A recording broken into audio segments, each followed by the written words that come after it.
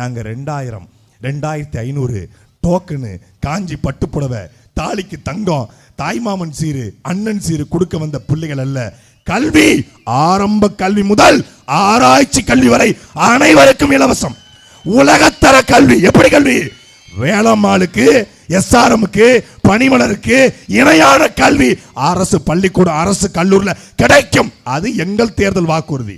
மருத்துவம் காய்ச்சல் முதல் புற்றுநோய் வரை திருப்பூர் அரசு மருத்துவமனையில் கோவை குப்புசாமிக்கு கோவை KMCக்கு நிகரான அப்பல்லோ மீனாட்சிக்கு நிகரான மருத்துவமனை திருப்பூர் அரசு மருத்துவமனையில் கிடைக்கும். ஏன்? கவுன்சிலர் தொடங்கி தலைமை செயலாளர் வரை அரசு மருத்துவமனை தான் ட்ரீட்மெண்ட் எடுக்கணும். இது சட்டம். நாம் நமக்கு ஆட்சியில் அரசு பள்ளிக்கூடத்தில் தான் ஒரு MLA MP அமைச்சர் பிள்ளைகள் அரசு பள்ளிக்கூடத்தில் படிக்கணும். இது சட்டம். நாம் நமக்கு ஆட்சியில் அப்படி ஏதாவது உங்ககிட்ட இருக்கா? நான் வந்த உடனே தமிழ்நாட்டுடைய 6700 டாஸ்மாகை இழுத்து மூடுவேன் என்பது எங்களுடைய தேர்தல் வாக்குறுதி. இதை பெருமதிப்பிற்குரிய சகோதரர் பக்கா மாசு சொல்லுவாரா? ஏன் 6 மணிக்கு மேல அவர் ஆட்டவே ஓடாது. 12 நாங்க பேசுறோம் பிரச்சாரம் 12 மணிக்கு. எங்க அண்ணன் காலையில 10 மணிக்கு ஒரு கூட்டம், 11 மணிக்கு ஒரு கூட்டம், 12 மணிக்கு ஒரு கூட்டம், 1 மணிக்கு ஒரு கூட்டம், மீண்டும் 4 மணிக்கு ஒரு கூட்டம், திருப்பி 6 மணிக்கு ஒரு கூட்டம், திருப்பி 7 மணிக்கு ஒரு கூட்டம், திருப்பி 8 மணிக்கு ஒரு கூட்டம். ஒரு நாளைக்கு 8 மணி நேரம் பேசக்கூடிய ஒரே தலைவன் எங்களுடைய அண்ணன் செந்தமிழன் சீமான். 8 மணி நேரத்திலும் என்ன பேசுவாரு? எடப்பாடி சரியில்லை, ஸ்டாலின் சரியில்லை. அப்படி இல்லை. கனிம வளத்தை எப்படி பாதுகாப்பேன், ஆற்று வளத்தை எப்படி பாதுகாப்பேன், நீர் வளத்தை எப்படி பெருக்குவேன், விவசாயத்தை எப்படி செய்வேன், ஆடு மாடு மேய்த்தலை எப்படி சரி செய்வேன், திருப்பூருக்குரிய தனியார் முதலாளி வடநாட்டு முதலாளியை விரட்டிவிட்டு தமிழனை எப்படி திருப்பூர் முழுக்க தமிழ் முதலாளியை உருவாக்குவேன் பேசுவாரு. பேச சொல்லுங்க. தற்சார்பு பொருளாதாரம் கொள்கையின் அடிப்படையில் நிலமும் வளமும் சார்ந்த தொழிற்சாலையை உருவாக்கி படித்தவன் படிக்காதவன் அனைவருக்கும் அரசு வேலை, இனி படிக்காதவனை இல்லை என்ற நிலையை உருவாக்குவது எங்கள் அடுத்த வேலை என்பது எங்களுடைய அண்ணன் சீமான் பேசுவார். உலக அரசியலை, இந்திய அரசியலை, தமிழ்நாட்டு அரசியலை, திராவிட அரசியலை, கச்சத்தீவு பிரச்சனையை, காவிரி பிரச்சனையை, முல்லை பெரியாற்று பிரச்சனையை, மீத்தேன் ஹைட்ரோகார்பன் பிரச்சனை எல்லாவற்றையும் தன் மனதிற்குள் இருந்து துண்டு சீட்டு வைக்காமல் பேசக்கூடிய ஒரு தலைவன் எங்களுடைய அண்ணன் சீமான். நீ பேசுறது 10 நிமிஷம், அந்த 10 நிமிஷத்துலையும் குனிஞ்சு பார்த்துறது. அப்புறம் என்ன திருப்பூர் மக்களே சாப்பிட்டீங்களா? நம்ம ஸ்ட்ரைட்டாக மேட்ருக்கு வந்துடலாமா? திருப்பூர்னாலே பனியன் தான், திருப்பூர்னாலே டிஷர்ட் தான், திருப்பூர்னாலே நைட்டி தான், திருப்பூர்னாலே சேலை தான். இதான் பேசுவாப்புல. ஏன்னு பேசுவாப்புல? திருநெல்வேலிக்கு போனால் திருநெல்வேலினாலே அல்வா தான், கோயில்பட்டி போனால் கோயில்பட்டினாலே கடல் மிட்டாய் தான், சாத்தூர்னா சேவை தான், மதுரைனா மல்லி தான், திண்டுக்கல்னா போட்டு தான், திருச்சினா காவிரி தான், மணப்பாறைனா முறுக்கு தான், விஜய் ஒரு கிறுக்கு தாங்கிறது உலகத்துக்கே தெரியுமே. அது எல்லாருக்கும் தெரியுமா? சொல்றதுக்கு ஒரு ஆள் வேற தேவையா? ஊருக்கு வந்து வியாபாரம் பார்க்கறது. ஊட்டினாலே நீலகிரி தைலம் தான், அதில் ஒரு 4 சொட்டை எடுத்து தேங்காய் எண்ணெய் ஊற்றி நெத்தியில் தேயுங்கள். வலிங்கிறாப்புல. நான் தான் சொன்னேன், யோ வலிக்குது, நான் வலி தாங்கி நிற்கிறேன். என்னதான் ஏன் உனக்கு அப்படி வலி? அப்படி ரொம்ப வலி இருந்தா ஒரு நீலகிரி தைலத்தை எடுத்து ஒரு 5 சொட்டை விட்டு 5 தேங்காய் எண்ணெய் விட்டு நல்ல சூடு பறக்க தேய்ச்சி ஆவி பறக்க நெத்தியில் தடவையா வலி போயிரும்னே. இல்லை அமிர்தாஞ்சன் வாங்கி தடவுங்க, இல்லை கோடாரி தைலத்தை வாங்கி தடவுங்க, இல்லை ஒரு வாலின் ஸ்ப்ரே எடுத்து அடிங்க. நான் வலி தாங்கி நிற்கிறேன். என்ன வலி? இழந்துட்டு நிற்கிறேன். நான் எல்லாத்தையும் விட்டுட்டு வந்திருக்கிறேன். இந்த நிலத்துல வெள்ளைக்காரன் இந்த நிலத்துக்கு வரும் பொழுது மிகப்பெரிய வக்கீல் குடும்பம், தாத்தாவும் வக்கீல், அப்பாவும் வக்கீல், அவரும் வக்கீல், மிகப்பெரிய வக்கீல் குடும்பத்தில் பிறந்து 50,000 ரூபாய் சம்பளம் வாங்கக்கூடிய 1904 50,000 ரூபாய் சம்பளம் வாங்கக்கூடிய வழக்கறிஞர் தொழில் செய்த ஒரு பெருமகன் வெள்ளையனை எதிர்த்து அவன் பொருளாதாரத்தின் மீது கை வைக்க வேண்டும் என்று நாடு முழுக்க மக்களை திரட்டி பேசி இது போன்ற கிளர்ச்சியை புரட்சியை உருவாக்கி வெள்ளைக்காரனுக்கு எதிராக மிகப்பெரிய படையை திரட்டி சுதேசி கப்பல் கழகத்தை கட்டி கப்பல் ஓட்டினார் என்ற காரணத்திற்காக கோவை சிறையிலே மாடு கூட இழுக்க திணறுகிற செக்கை இழுத்தாரு எங்கள் தாத்தா கப்பல் ஓட்டிய தமிழன், செக்கை இழுத்த செம்மல் வ.உ. சிதம்பரனார். அவரை விடவா நீங்க நாட்டுக்கு இழந்துட்டீங்க? அதே நிலத்துல இந்த நிலத்துக்கு வெள்ளைக்காரன் விடும் பொழுது குறிப்பிட்ட சமூக மக்கள், குண்டையங்கோட்டை மறவர், பிரமலை கல்லர், அதே போல குயவர், முத்தரையர், ஊராளி கவுண்டர், வன்னியர் உட்பட சமூகங்கள் மாலையில் 6 மணிக்கு காவல் நிலையத்தில் போய் கைரேகை வைக்க வேண்டும். கைரேகை சட்டம், குற்றப்பரம்பரை சட்டம். அந்த சட்டத்தை போட்ட பொழுது கைரேகை வைக்காதே, கட்ட விரலை வெட்டி வீசி என்று முழங்கி சுபாஷ் சந்திர போஸ் படைக்கு பேசி பேசி புரட்சி தீயை பற்ற வைத்து ஆட்களை சேர்த்து தேசியமும் தெய்வீகமும் தன்னுடைய இரு கண்கள் என்று வாழ்ந்து மலர் மாலைகளுக்கு தோலை காட்டுவது போல தூக்கு கயிற்றுக்கு எவன் தோலை நிமிட்டுகிறானோ அவனே உண்மையான வீரன் என்று முழங்கிய மிகப்பெரிய செல்வந்தர் குடும்பத்தில் பிறந்தாலும், பட்டு வேட்டி பட்டு சட்டை கட்டக்கூடிய குடும்பத்தில் பிறந்தாலும், காவி வேட்டி கட்டி ஒரு பெண் மீசை பிடித்தது என்று சொன்னதற்காக மீசையை மலித்து சாகும் வரை கல்யாணமே பண்ணிக்கொள்ளாமல் தன் சொந்த நிலத்தை ஏழை எளிய மக்களுக்கு எழுதி கொடுத்தாரே எங்கள் தாத்தா தெய்வ திருமகனார் முத்துராமலிங்க தேவர்.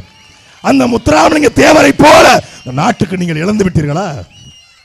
மிக சாதாரணமான குடும்பத்திலே பிறந்து, ஏழை குடும்பத்திலே பிறந்து, தேசிய பற்று கொண்டு காந்தியோடு கொண்ட பற்றின் காரணமாக காங்கிரஸில் இணைந்து 7 ஆண்டுகள் இந்திய விடுதலைக்காக சிறையில் இருந்து தமிழ்நாட்டில் 2 முறை முதலமைச்சர் ஆன பிறகும் சாகும்போது சட்டப்பையில 120 ரூபா பணத்தோட செத்து போனாரே எங்களை படிக்க வைத்து கல்வி கண்டிருந்த கர்ம வீரர் கிங் மேக்கர் எங்கள் தாத்தா காமராஜர். அந்த காமராஜரை விட மரியாதைக்குரிய சகோதரர் பக்கா மாசு விஜய் நீங்க இழந்துட்டீங்களா?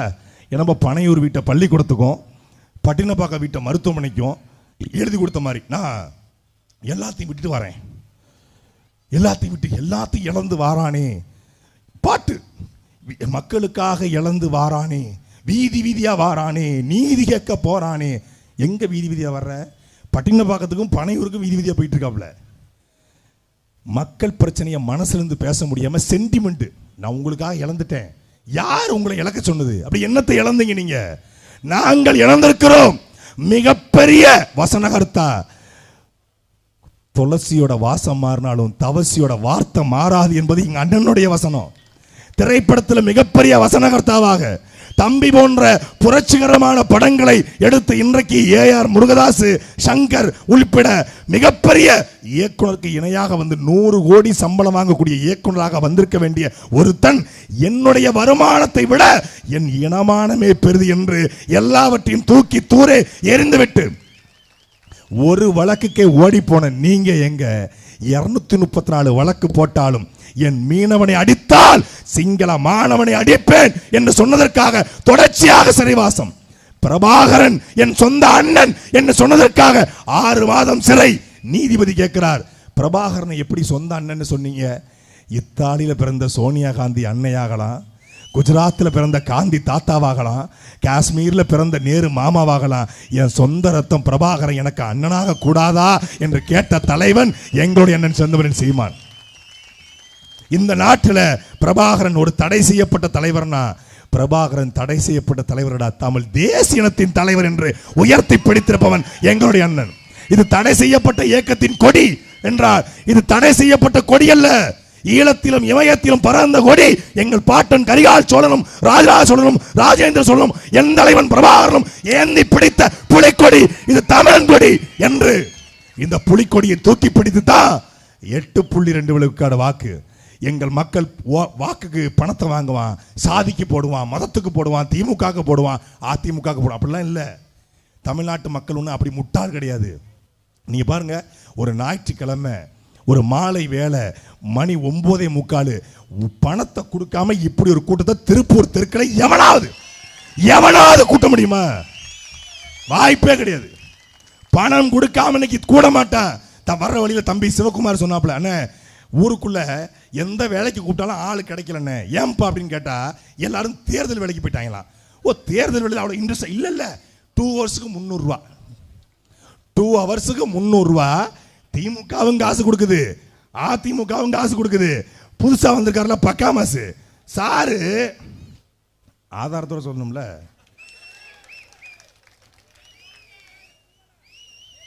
அதாவது திமுக நான் தான் மாற்று, அதிமுகவுக்கு நான் தான் மாற்று அப்படின்னு சொல்றாரு. செய்தி, need 200 pies for coming Saturday TVK nominee. MLA will assemble just 1 kilometer walk. Location Maduravayil. Pay 300 rupees. Timing 9 AM to 12, just 2 hours. Snacks, water bottle will provide. Interested boys and girls join the group immediately. அப்படின்னு போட்டிருக்காங்க. அடுத்தல Urgent requirement 50 boys for TVK election crowd. 300 spot pay, biryani provided. Timing 12 p.m. to 2 p.m. Interested boys and TM. ஏண்டா பணத்தை கொடுத்து இப்படி ஆட்களை சேர்க்கிட்டு பெரிய மாசு, அவருக்கு பெரிய கிரவுட் வருது, ரசிக கூட்டம் வருது. நீ கட்சி தொடங்கிட்ட, கூட்டம் வருது. உன்னை விட பல மடங்கு கூட்டம் மரியாதைக்குரிய சகோதரர் நம்ம தல அஜித்குமாருக்கு இருக்கு. இதை விட பெரிய கூட்டம் இருக்கு. ஆனா என்ன, அந்த கூட்டம் ஒழுக்கமான கூட்டம், ஒழுக்கமான கூட்டம். அஜித்குமார் திருச்சிக்கு துப்பாக்கி சுடும் போட்டிக்கு வராரு. 10,000 பேர் திரண்டு நிக்கிறான். மேல போய்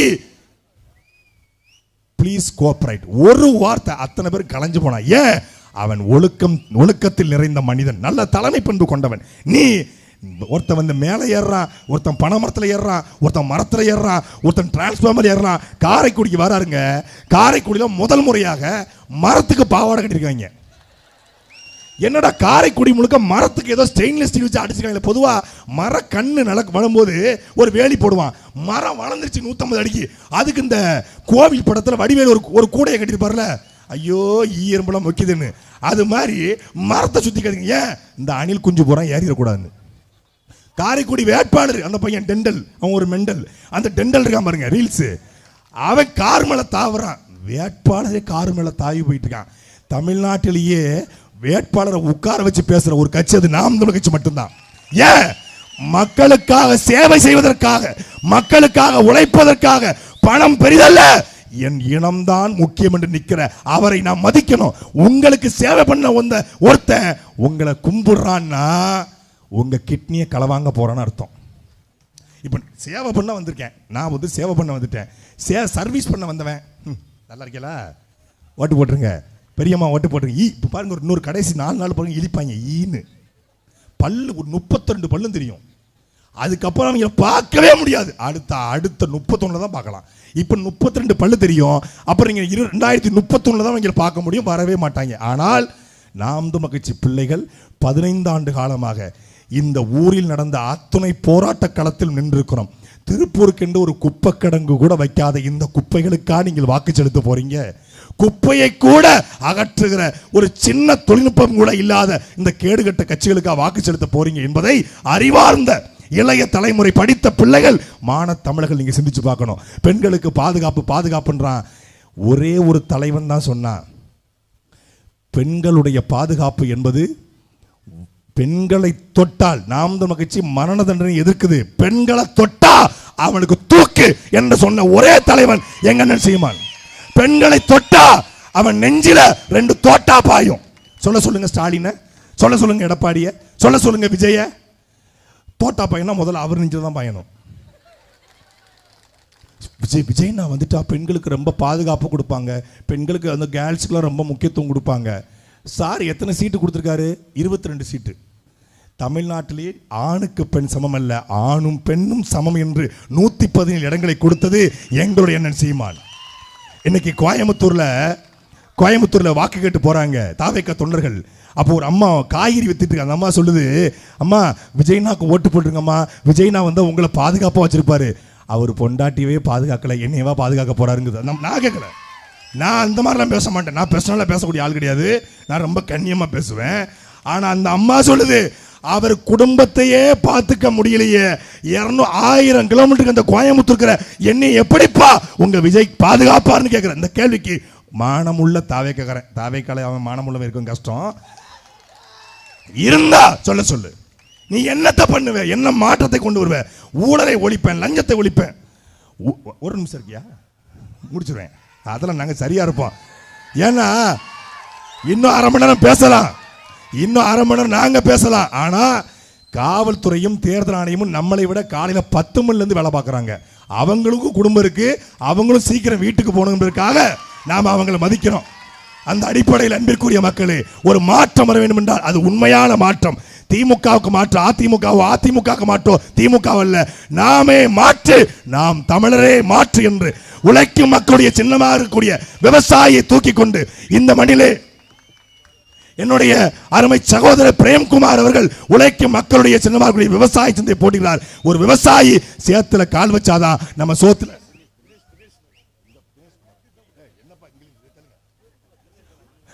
இந்த மண்ணிலே தினேஷ் அவர்கள் உழைக்கும் மக்களுடைய சின்னமா இருக்கக்கூடிய விவசாய சின்னத்திலே போடுகிறார்.